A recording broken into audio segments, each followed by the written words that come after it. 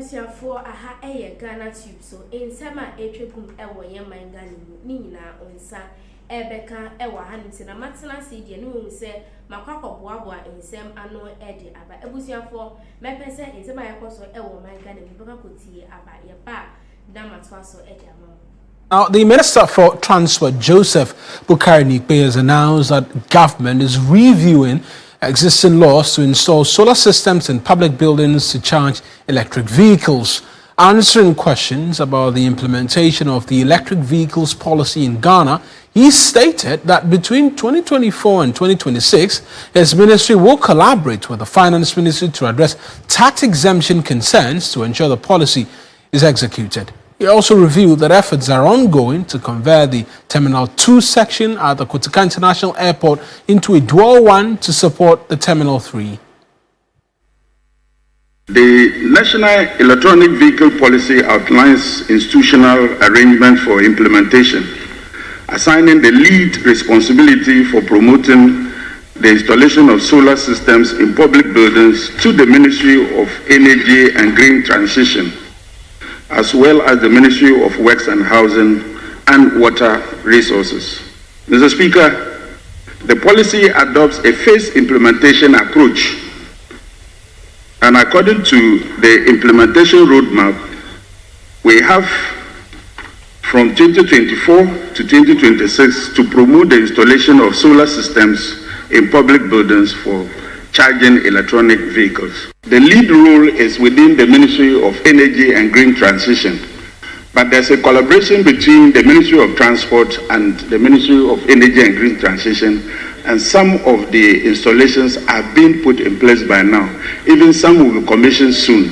The other incentive is to let the people be aware of the advantages of using EV vehicles because they are cheaper to operate and they are good for general public transportation. So that is the campaign we are doing in the region. In recent times, Terminal 3 at Kotoka International Airport has witnessed increasing passenger volumes and congestion during peak hours.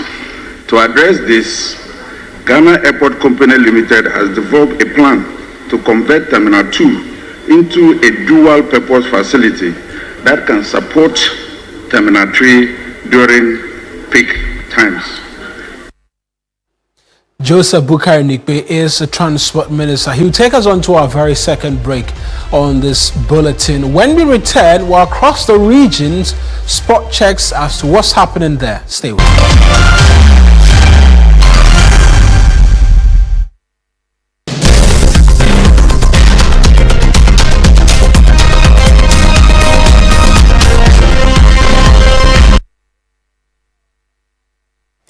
Let's go to the northern region, where the Northern Electricity Distribution Company of the Volta River Authority has initiated a midnight to dawn monitoring operation to clamp down on illegal connections and power theft in the Great Tamale metropolis. Even though this has been met with stiff opposition from the public, the company insists it is working within the law to deal with power theft and illegal connections. At an emergency meeting between the company and assembly members in the Tamale metropolis, NETCO said the midnight operations have been positive by reducing the percentage of losses from 47 to 30 plus. Some assembly members have been speaking about the move. Kotoka, am I right? You said that there is no law which prohibits you from checking. You use checking or monitoring any meter at any time. Please, first, I want you, this is a house of records. I want you to quote that provision or law so that we will know. However, there is an express provision under the PURC Regulation 2020 LI 2413, which states, with your permission, and I quote, Regulation 38, Sub-Regulation 1, it says, and I quote, subject to Now, let's have a quick chat with our Northern Region correspondent, Christopher Amwako. Chris, clearly it appears that the residents are not happy with the disconnections outside working hours. But what's NEDCO saying about this? Is saying that as far as they are concerned, they are working within the ambit of the law.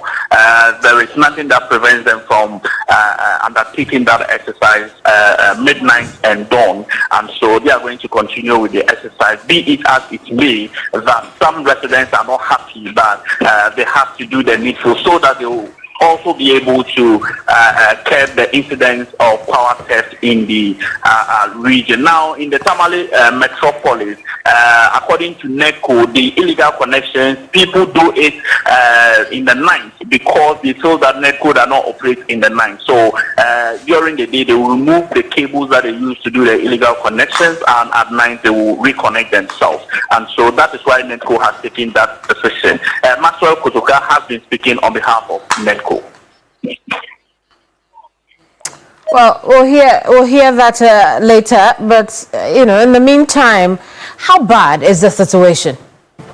Yes, it is very bad because you remember that the Minister for Energy and Green Transition, when he visited the Northern Region, indicated that the Greater Tamale Metropolis accounts for over 50% of the power losses in the country, and so they are putting in place measures to ensure that that power theft is kept, and so NEDCO is bent on undertaking the exercise. The operation is going to continue so that they will be able to curb the incidence of power theft in the Greater Tamale Metropolis. I see. Christopher, we'll leave it here. Thank you so much for talking to us. Christopher Amwako is our Northern Region correspondent and then Regional Hub. Now, the Minister for Transport, Joseph Boukari-Nikbé, has announced that government is reviewing existing laws to install solar systems in public buildings to charge electric vehicles. Answering questions about the implementation of the electric vehicles policy in Ghana, he stated that between 2024 and 2026, his ministry will collaborate with the Finance Ministry to address tax exemption concerns to ensure the policy is executed. He also revealed that efforts are ongoing to convert the Terminal 2 section at the Kotika International Airport into a dual one to support the Terminal 3.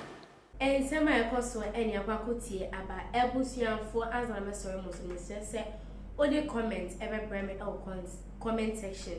Now, Modofo Snowy, Mejibre Akinkai in Semina, and the Amamekai will say, aha, Ghanatube. So, SUBCRIBE unsubscribe and subscribe. Now, hit your notification bell no if I might send a bear in Semno, yet the 2 man not wing in 10 pounds. Aha, Ghanatube, Modofo Snowy, Sisia, a crown.